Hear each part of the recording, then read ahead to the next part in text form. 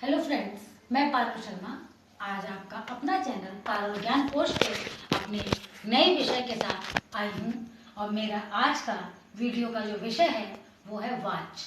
इससे पहले मैंने आपको और भी कई वीडियो डाली थी और उन वीडियो में अलग अलग विषय पे चर्चा की थी और अलग अलग विषय पे आपको प्रश्नों के उत्तर दिए थे मैंने।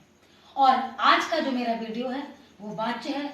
मेरे इस वीडियो से आपको किसी भी परीक्षा के लिए तो है ही, किसी भी कंपटीशन लेवल के लिए तो है ही, लेकिन क्लास 10th के लिए भी ये बहुत ही उपयोगी सिद्ध होगा। यदि आप मेरे इस वीडियो को ध्यान से देखेंगे तो सिर्फ मात्र एक बार मैं आपको प्रत्याभूत करती हूँ कि अगर एक बार आप सही से देखेंगे इसको तो आपको बिल्कुल सही सही समझ में आ जाएगा और आप ये कभी भी नहीं भूल पाएंगे वाक्य को। तो प्लीज दोस्तों, अगर आपको मेरी ये वीडियो पसंद आए तो प्लीज आप लाइक करें, शेयर करें, कमेंट्स करें, बेल आइकॉन पे क्लिक करें और सब्सक्राइब करना तो कभी भी ना भूलें। प्लीज आप मुझे सब्सक्राइब करें। मेरी आगे जो आने वाली वीडियो होगी आप तक पहले पहुंचेगी। तो इसलिए हम अपने टॉपिक पर आते हैं और हमारा आज का टॉपिक है वाच। वाच का मतलब वॉइस। वाच्य के कितने भेद होते हैं? वाच्य के 3 भेद होते हैं, कृतवाच्य, कर्मवाच्य, भाववाच्य। अब देखिए, कृतवाच्य क्रिया अकर्मक सकर्मक, कर्मवाच्य क्रिया केवल सकर्मक, भाववाच्य क्रिया केवल अकर्मक। आप ऐसे याद रखिए ट्रिक से कि कृत में कर्ता में केवल सकर्मक अकर्मक दोनों, फिर सकर्मक और फिर अकर्मक। ठीक है दोस्तों, आपको समझ में आ रहा होगा।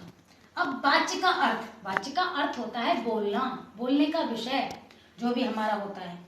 क्रिया के जिस रूप से आपको ये ज्ञात हो कि उसके द्वारा किए गए विधान का विषय कर्ता है, कर्म है या भाव है, उसी को हम वाच्य कहते हैं। दूसरे शब्दों में यदि क्रिया के जिस रूप में यह ज्ञात हो कि उसके प्रयोग का आधार कर्ता, कर्म या भाव है तो उसे वाच्य कहते हैं।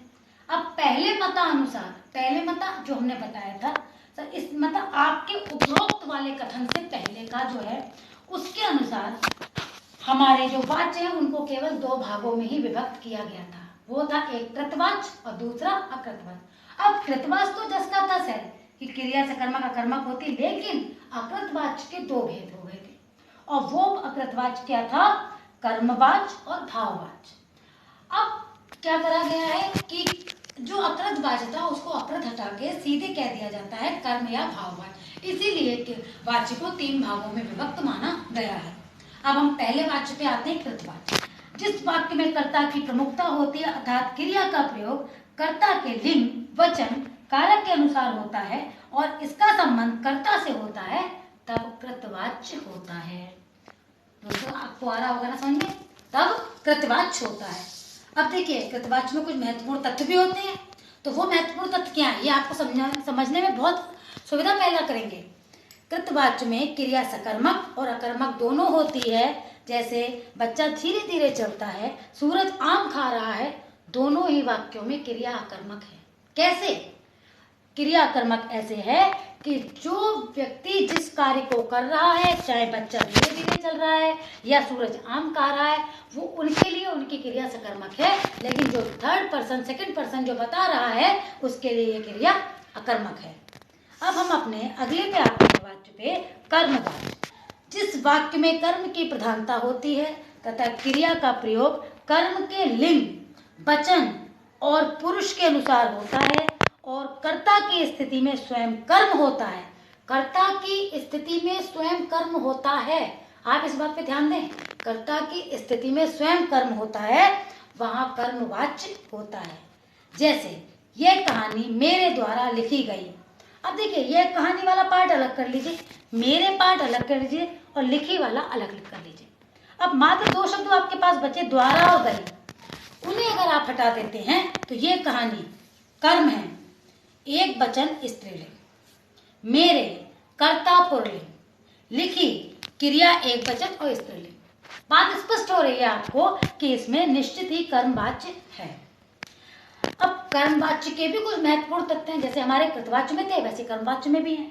कर्मवाच्य में कर्ता उपस्थित रहता है, कर्मवाच्य में कर्ता हमेशा प्रेजेंट ही मिलेगा आपको और क्रिया सकर्मक होगी। आपको मालूम है ना, क्रिया इसमें सकर्मक होगी। अब कर्मवाच्य में वाक्यों में प्रायः क्रिया का जो रूप लगाया जाता है, क्रिया के जिस रूप का, जिस फॉर्म का हम प्रयोग करते हैं, जैसे दादाजी अखबार पढ़ते हैं, साधारण वाक्य वैसे तो। अब देखिए जिस फॉर्म में हम इसको परिवर्तन कर रहे हैं, तो दादाजी मात्र द्वारा लगाकर इसका परिवर्तन कर दिया जाएगा।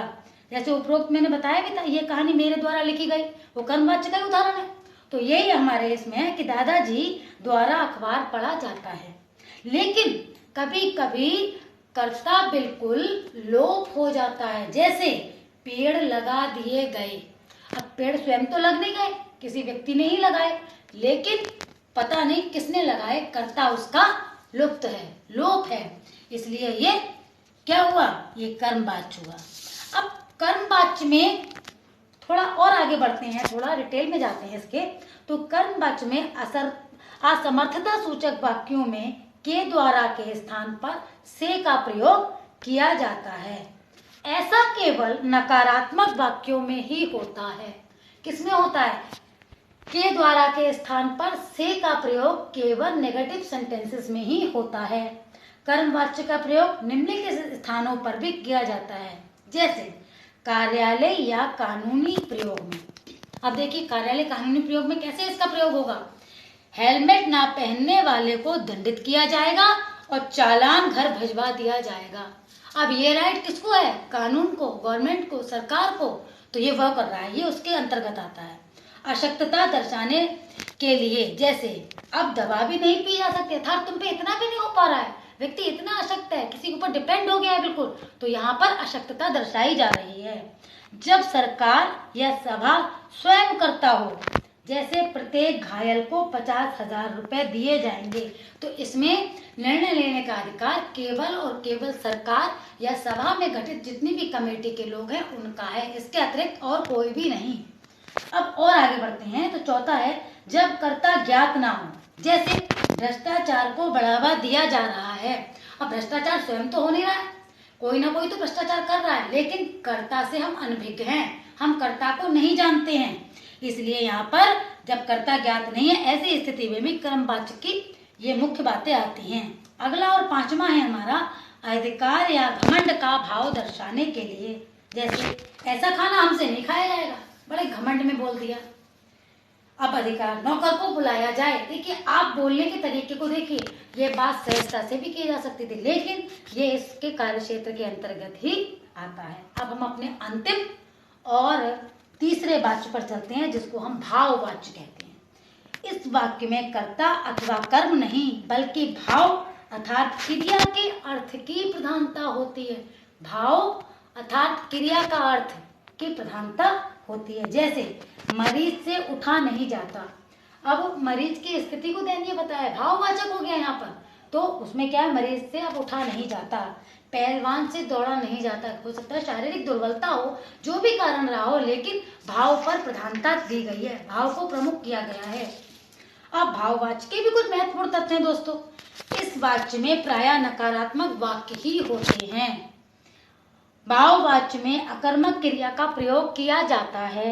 भाववाच्य में प्रयुक्त क्रिया सदा पुल्लिंग, अकर्मक और एक वचन होती है।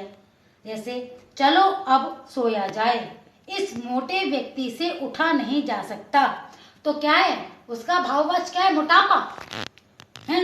अब उसे चला जाए, उसकी अभिव्यक्ति भाव की गई है, तो इसमें दोनों में ही भाववाच्य है।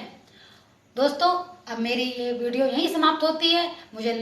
जहाँ तक मुझे अनुभव हो रहा है, आप मेरी वीडियो से जरूर लाभान्वित होंगे, और प्लीज़ आप मेरी वीडियो को लाइक और शेयर करना ना भूलें, सब्सक्राइब करना ना भूलें, कमेंट्स करें और बेल आइकॉन पर क्लिक करें। धन्यवाद।